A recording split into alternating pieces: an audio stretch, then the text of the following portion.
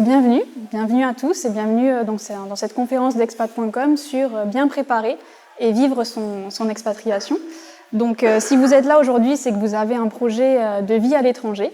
Et ce qu'on va faire aujourd'hui, c'est qu'on va essayer de vous donner des conseils pour bien vous accompagner, pour vous aider à préparer sereinement votre expatriation et à bien vivre vos premiers pas sur place. Donc expat.com, c'est le média qui est dédié à la mobilité internationale. Et on vous propose des informations et des conseils pour votre projet de vie à l'étranger. Alors pour débuter, on va vous proposer un petit tour d'horizon de l'expatriation dans le monde. Donc qui sont les expatriés et où sont-ils? Alors tout d'abord, on estime à 87,5 millions le nombre d'expatriés à travers le monde, donc 87,5 millions de personnes qui ont déjà franchi le pas. Alors où sont ces expatriés? Alors on les retrouve principalement dans les destinations qui sont là. Les Émirats Arabes Unis, l'Australie, l'Espagne, Singapour, Portugal, Mexique, Canada, États-Unis. Donc on voit tous les continents qui sont à peu près représentés. Et c'est actuellement les destinations qui accueillent le plus d'expatriés. Alors les expatriés français, eh bien, ça représente 2,5 millions de personnes, donc sur les 87,5 millions, 2,5 millions de personnes qui sont d'origine française. Les Français partent pour des durées plutôt longues. Donc on voit 19% partent pour des expatriations de moins de 5 ans et 46% qui partent pour 6 à 20 ans. Donc on prend goût en tant que Français à l'expatriation. Vous voyez, une fois qu'on s'installe, on reste sur des durées assez longues. Et les Français partent majoritairement en Europe. Donc on a 48,9% de Français qui sont actuellement en Europe. Alors Europe, c'est Union européenne et non-Union européenne. Les destinations qui accueillent actuellement le plus de Français à l'étranger, donc on retrouve les destinations européennes, Suisse, Royaume-Uni, Belgique, Allemagne, Espagne, mais aussi l'Amérique du Nord, États-Unis et Canada, et puis le Maroc. Donc ça, ce sont des destinations qui recensent le plus de Français à l'étranger. Donc la source, c'est France Consulaire. Il faut savoir que France Consulaire tient un registre des Français de l'étranger. Donc ce sont les Français qui volontairement vont s'inscrire auprès de ce registre. Ce n'est pas obligatoire, donc le chiffre n'est pas forcément exact, mais c'est sur une base volontaire. Et effectivement, c'est de là où on arrive à avoir ces informations sur où sont les expatriés. Et donc voilà un petit peu le top destination pour le moment qui accueille le plus d'expatriés français. En termes de répartition par genre, on voit qu'on atteint presque la parité pour les expatriés français, 55% d'hommes, 45% de femmes.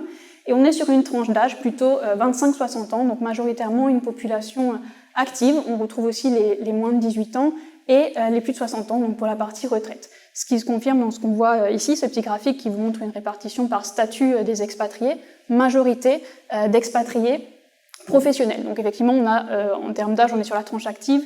Les expatriés français partent majoritairement pour des raisons professionnelles, suivis des inactifs et accompagnants. Donc inactifs, ça va être les personnes en recherche d'emploi, et les accompagnants, ce sont les conjoints et les enfants de ceux qui ont initié l'expatriation, bien souvent pour une raison professionnelle.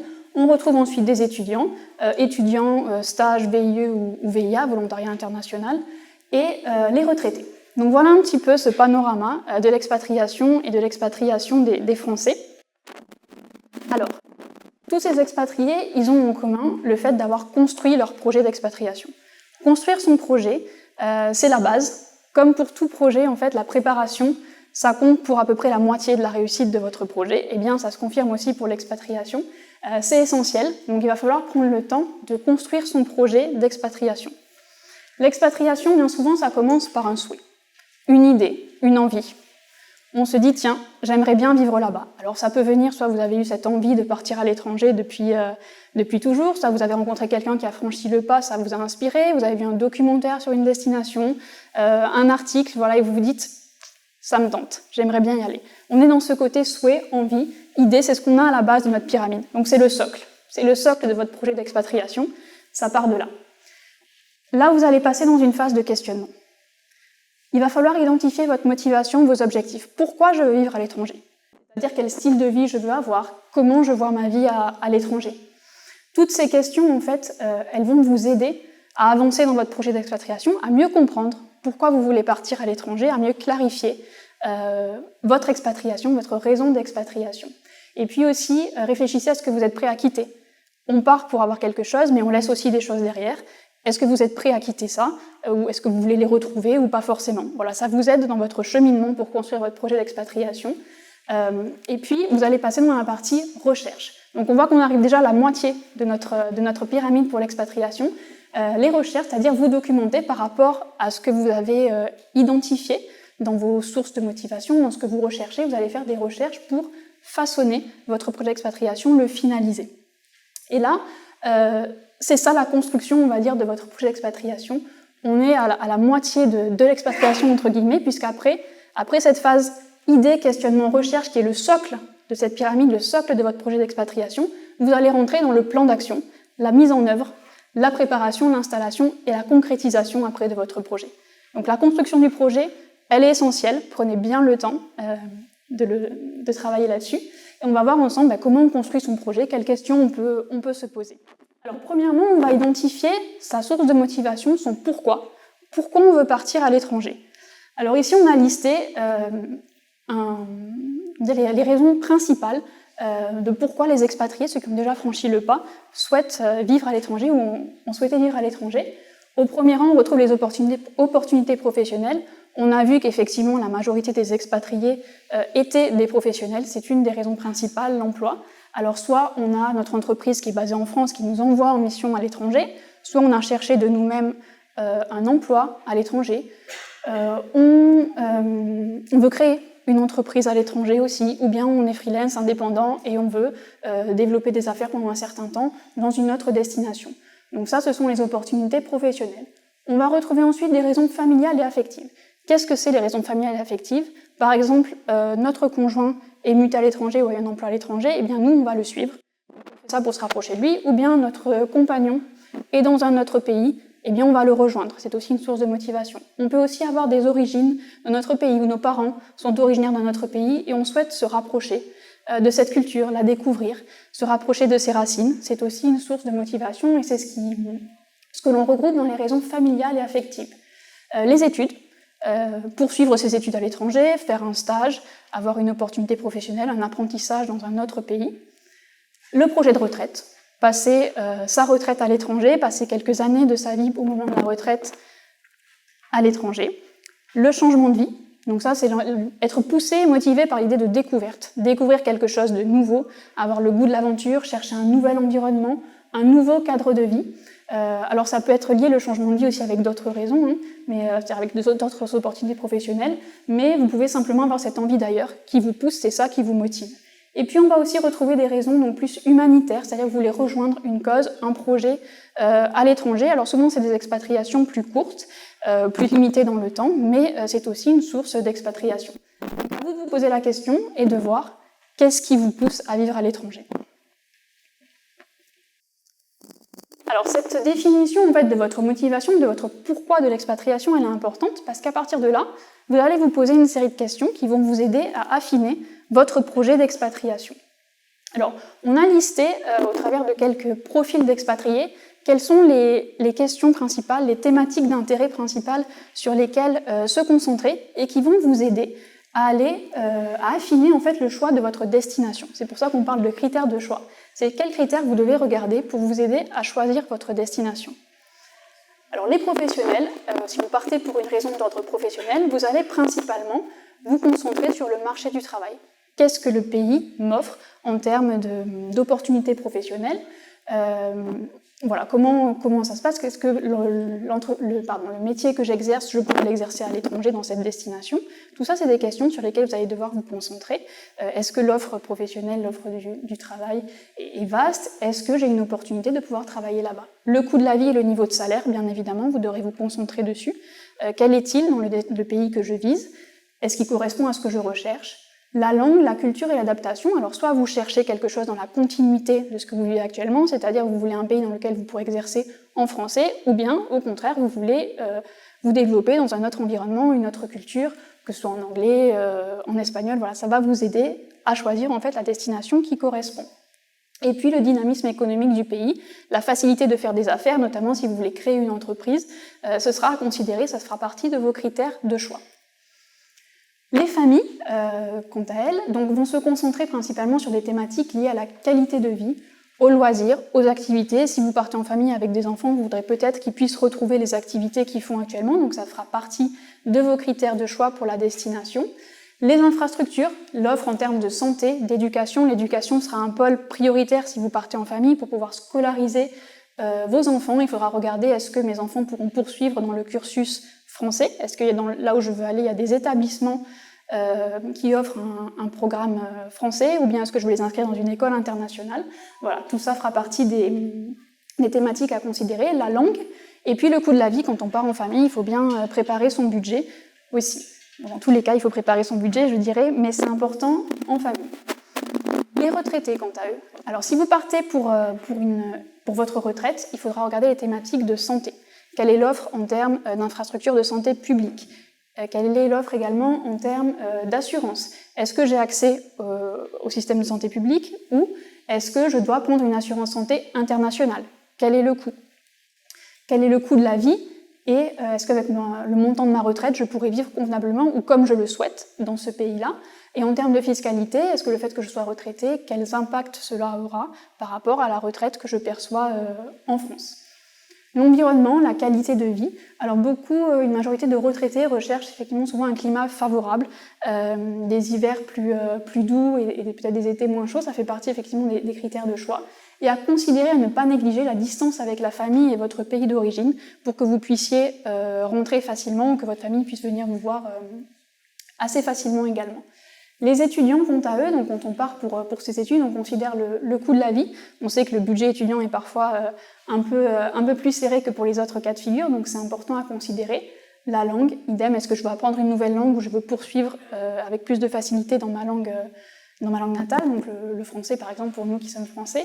La vie étudiante, quelle est l'offre en termes de vie étudiante, que ce soit en termes d'université déjà, en termes de logement étudiant, en termes de vie étudiante, que ce soit sortie, activité, qu'est-ce que ce pays ou ces pays peuvent m'offrir, et puis les opportunités d'apprentissage, apprentissage d'une langue, d'une spécialité, d'un métier, est-ce que dans ce pays je pourrais avoir des opportunités de stage, est-ce que je pourrais avoir des opportunités d'emploi aussi à l'issue de mes études dans ce pays.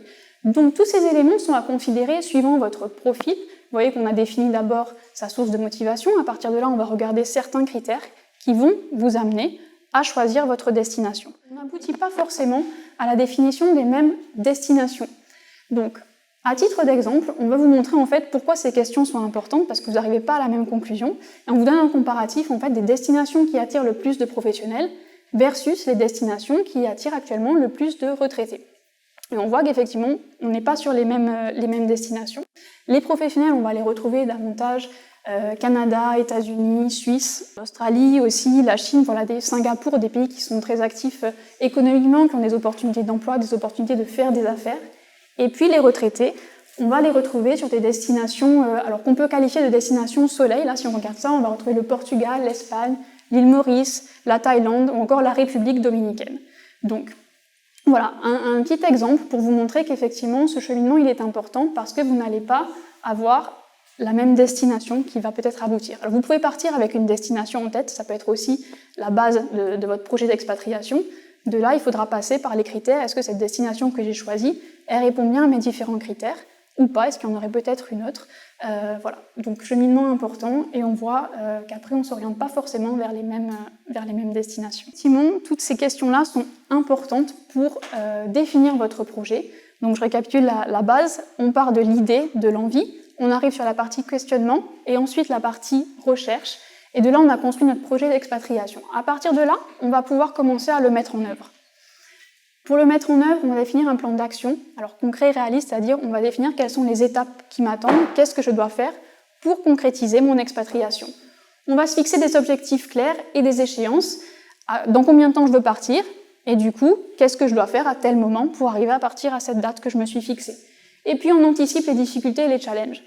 Il y en aura, comme partout dans la vie, il y a toujours des challenges et des défis, mais le fait d'être préparé, de savoir ce qui nous attend, ça nous aide à mieux les appréhender, à mieux les relever. Vous allez vous préparer à partir, donc vous avez déjà défini votre projet, vous avez défini votre destination, vous allez passer dans la phase de préparation.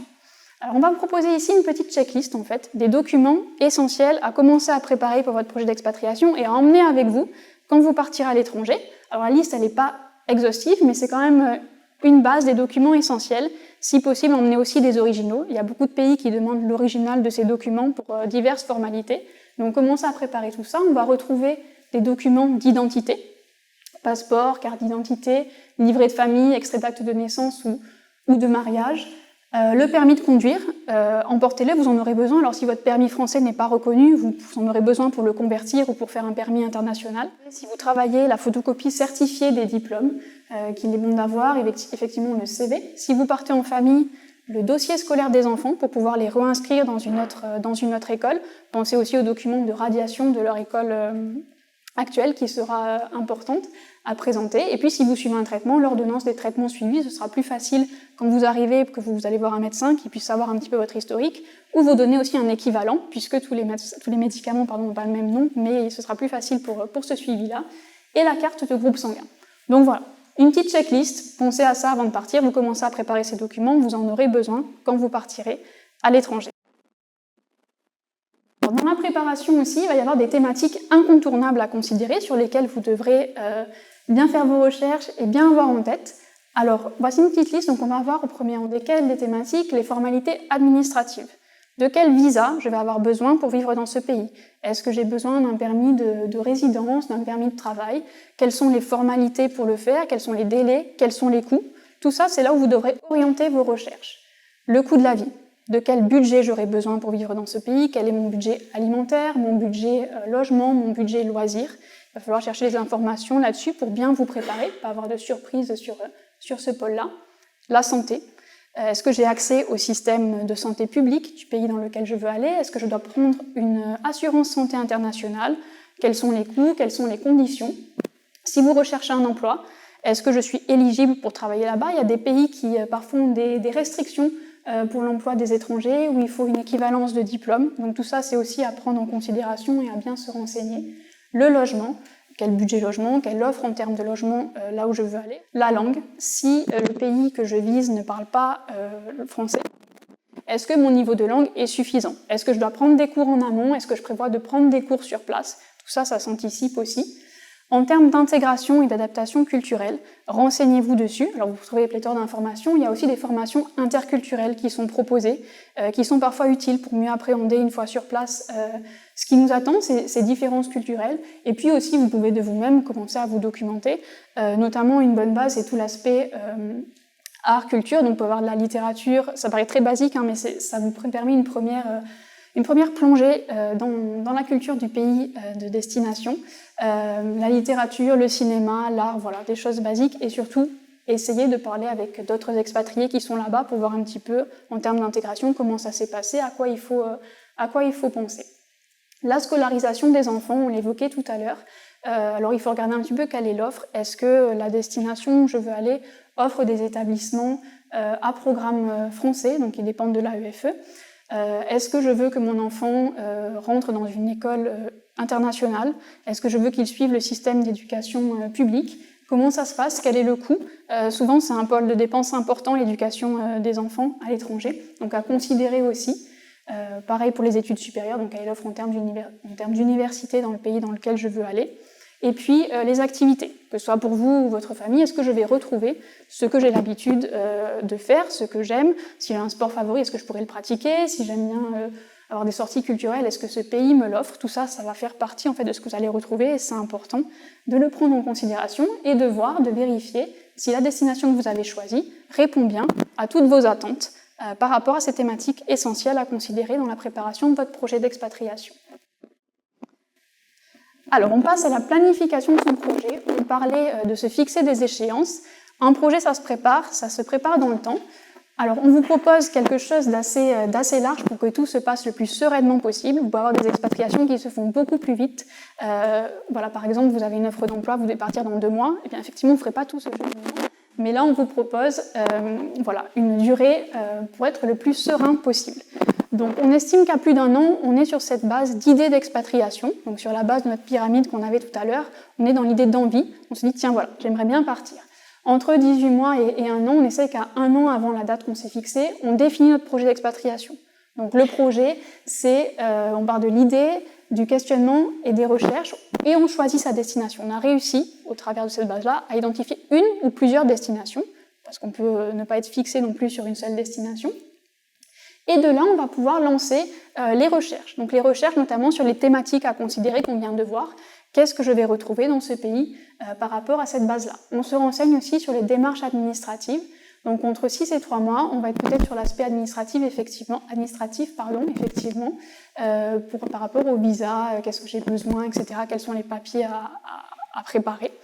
Puisque arrivé aux 3 mois, on est dans la phase pratique. Vous avez bouclé toute votre phase de recherche, et là, on va être beaucoup plus dans l'action.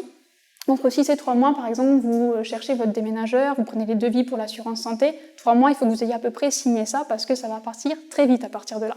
On va être dans les cartons, on a les billets d'avion, on a le déménageur signé.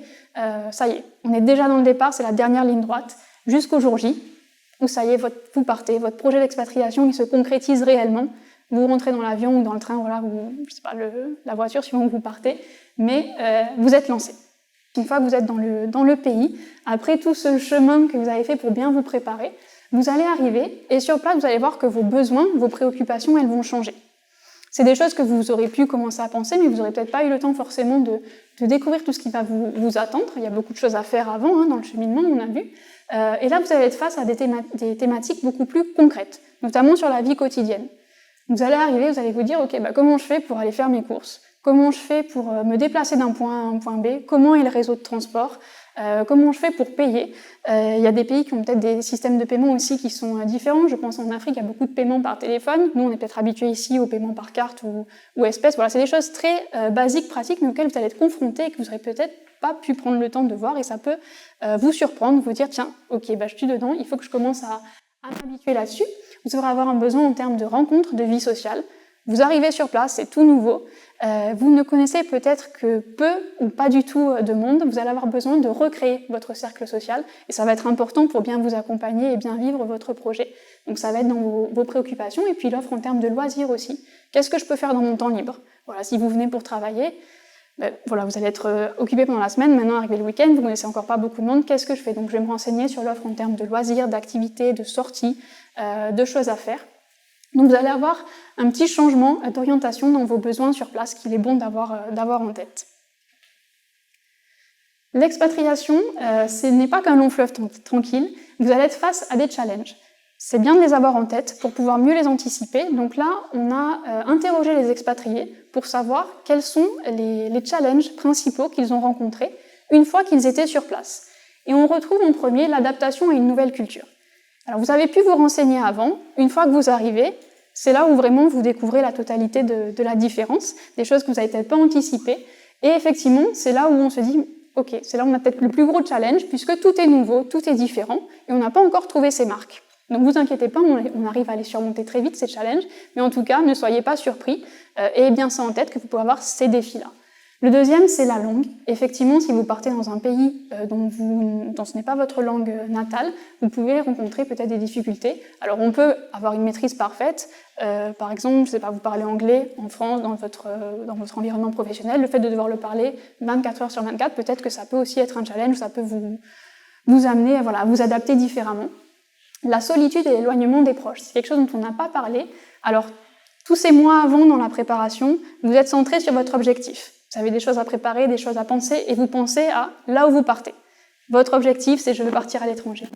On pense peut-être un peu moins à ce qu'on va quitter, et on peut effectivement, quand on arrive, se faire surprendre par le fait « Ah, j'arrive, je suis tout seul, et j'ai laissé la famille et les amis derrière. » Donc c'est important, pendant la préparation de votre projet, d'intégrer votre famille, vos amis, pour qu'ils comprennent mieux votre projet, qu'ils vous soutiennent, et qu'une fois sur place aussi, ce soit plus facile de pouvoir échanger avec eux et qu'ils puissent vous soutenir au début. Donc ça aussi, c'est important de l'avoir en tête pour ne pas être surpris quand on arrive. On peut ressentir à ce moment-là ce côté solitude, éloignement des proches.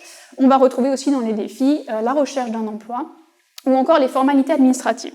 Alors les formalités administratives, c'est peut-être pas tant qu'elles soient compliquées, mais c'est qu'en arrivant, il y en a beaucoup. Il y en a beaucoup d'un coup, puisqu'il faut un peu tout reprendre. Il faut trouver un abonnement téléphonique, l'eau, l'électricité, voilà, c'est des choses basiques, mais effectivement au début on arrive avec tout ça d'un coup, donc ça peut aussi représenter un challenge, surtout que ça se passe peut-être pas forcément de la même manière que ce à quoi vous êtes habitué, vous ne connaissez peut-être pas tous les organismes, donc aussi à prévoir, quand on arrive, on a beaucoup de formalités administratives à faire.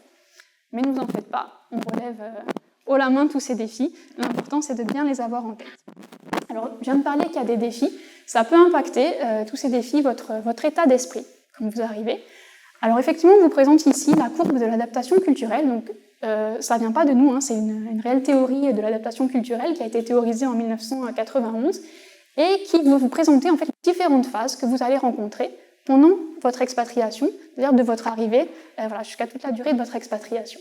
C'est important de l'avoir en tête et pour savoir que c'est normal, toutes les pensées que vous pouvez avoir. Donc vous allez arriver, 0 à 3 mois, on va être dans la lune de miel. C'est tout nouveau, tout beau, c'est l'euphorie. Ça y est, on concrétise notre projet, on l'a préparé pendant des mois, on rêvait que de ça, et ça y est, on y est. On découvre plein de nouvelles choses, on le vit pleinement. Toutes ces découvertes, voilà, c'est génial, c'est l'euphorie. Et puis, entre 3 et 6 mois, on va se rendre compte qu'on a des défis. On doit s'adapter. C'est pas toujours évident parce qu'on s'y attendait pas, on pensait que ça allait être merveilleux, c'était notre projet, et on n'a pas retrouvé notre routine. C'est différent, on ne sait pas trop comment ça se passe, on n'a pas tout à fait recréé son cercle social, et donc on est dans la phase de choc culturel. Et vous voyez que l'état d'esprit, il peut descendre un petit peu. Alors c'est pas obligé, mais généralement il peut descendre un petit peu. Ne vous en faites pas, tous les expatriés passent par là. Et puis, entre 6 et 9 mois, vous allez voir que l'état d'esprit remonte, on est dans la phase d'adaptation. Parce que vous êtes rentré dans le quotidien. Ça y est, vous vous êtes installé, vous avez commencé à recréer votre cercle social, vous avez retrouvé votre routine, au final, parce que c'est important. Quand on part à l'étranger, tout est différent, on n'est pas encore complètement adapté à tout.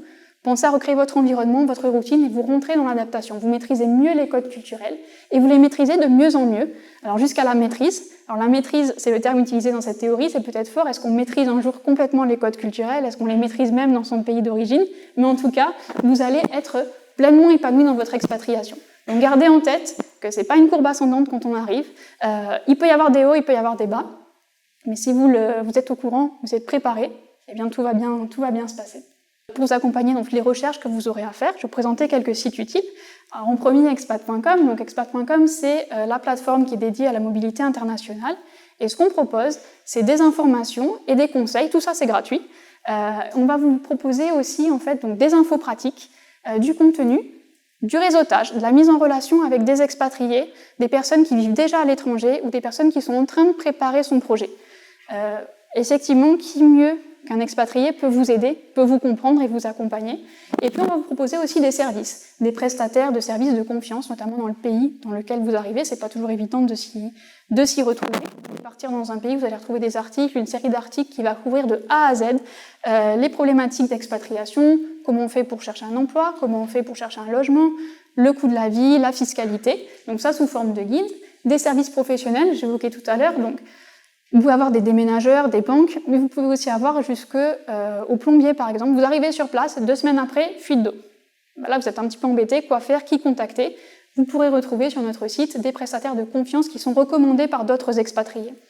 On propose aussi des événements, alors soit un agenda des événements autour de vous, ou des événements entre expatriés, des rencontres entre expatriés qui sont organisées à l'initiative des autres expatriés, pouvoir échanger avec eux. Des offres d'emploi, des petites annonces, bien utiles souvent entre les expatriés qui partent et qui revendent leurs affaires et ceux qui arrivent et qui peuvent acheter. Vous pourrez trouver ces annonces-là ici. Et puis un forum d'échange où vous pourrez poser toutes vos questions aux autres expatriés, aux autres futurs expatriés qui pourront vous répondre, ils pourront partager leur expérience et vous accompagner, vous rassurer sur votre projet. Dans vos recherches, vous trouverez tous les sites du gouvernement, que ce soit le gouvernement français. Alors aussi, vous avez plein d'institutions qui seront là pour vous renseigner aujourd'hui sur différentes thématiques. Ça peut être aussi les sites du gouvernement du pays dans lequel vous allez. Je pense aussi du ministère des Affaires étrangères, par exemple. Tout le réseau consulaire, France Consulaire qui est là aujourd'hui, mais tout ce réseau consulaire qui peut vous fournir des informations importantes et essentielles. Les chambres de commerce, notamment pour tout ce qui est emploi et création d'entreprises. Vous avez les chambres de commerce françaises à l'étranger.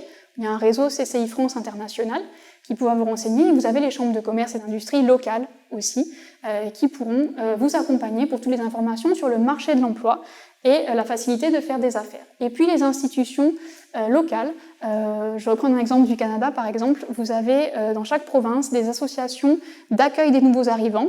Vous allez vers elles et elles pourront vous renseigner un petit peu sur toutes les thématiques que vous pourrez rencontrer. Donc on a ça dans différents pays. Et pour résumer, je dirais surtout que pour bien se préparer et bien vivre son expatriation, Il faut tout d'abord s'ouvrir au changement et être tolérant. Être tolérant envers la différence, être tolérant envers les autres, être tolérant envers soi-même. Parce qu'il faut se donner du temps. Il va falloir donner du temps dans la préparation de son projet. Si tout ne se passe pas comme prévu, se donner du temps une fois sur place pour s'adapter. Il faut rester positif. On a vu que la courbe, parfois, ça pouvait monter, descendre l'état d'esprit. Rester positif, anticiper les défis. Les défis, il y en aura, comme tout le temps dans la vie. Si vous en êtes conscient, si vous savez ce qui vous attend, vous pourrez mieux les appréhender. Et puis créer des liens, recréer son cercle social, aller vers les autres et surtout, oser. Vous aurez plein de questions tout au long de votre préparation de votre projet, tout au long de votre expatriation. Il y en aura toujours des questions, mais allez-y, foncez, osez partir à l'étranger, osez vivre l'expatriation et lancez-vous. Voilà, il y a plein de belles choses qui vous attendent. Parfait, écoutez, je vous remercie et puis je vous souhaite une pleine réussite dans vos projets d'expatriation et de vie à l'étranger. Merci beaucoup.